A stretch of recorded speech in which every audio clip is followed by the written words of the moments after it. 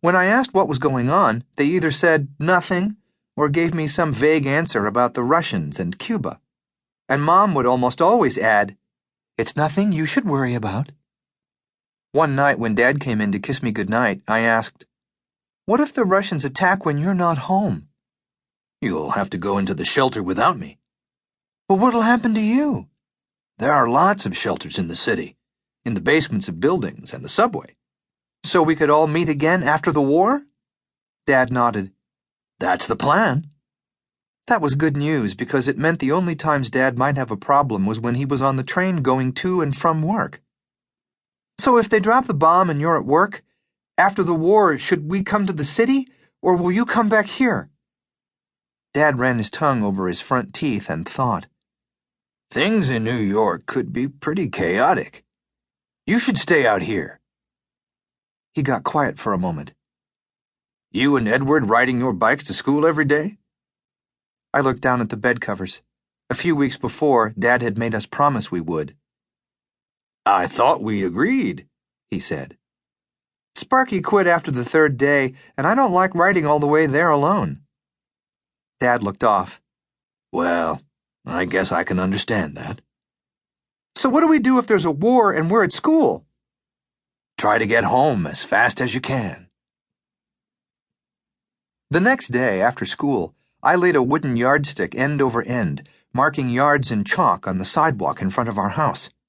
When I thought I had enough, I went back and started counting them. 1, 2, 3, 7, 6, 8, 12. Sparky began spitting out numbers until I forgot where I was. I shook my fist at him.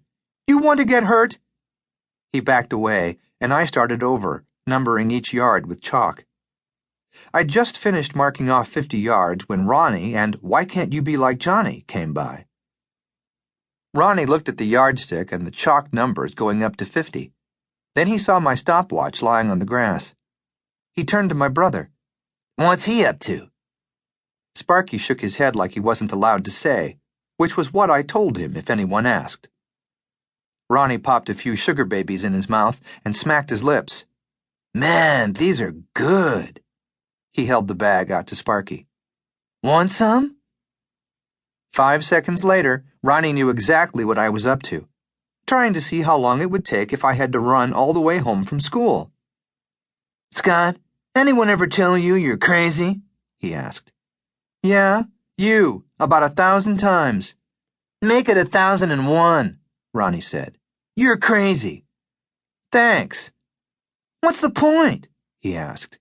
"Didn't you see those pictures of Hiroshima? All those burned up and deformed people? Why would you want to be around for that?" "It's better than dying," I said, not because I was really sure that it was, but because it was the only answer I could think of. "You know about radiation poisoning?" asked Why Can't You Be Like Johnny. He was in the smart class at school and never got into trouble. And he was nice. Not brown-nosed teacher's pet nice like Paula, but nice and polite in a sincere way that made everybody like him. And if that wasn't bad enough, he was a good athlete who could throw and catch and run really fast. The only thing wrong with Why Can't You Be Like Johnny was that there was nothing wrong with him. "A little," I answered. "What is it?"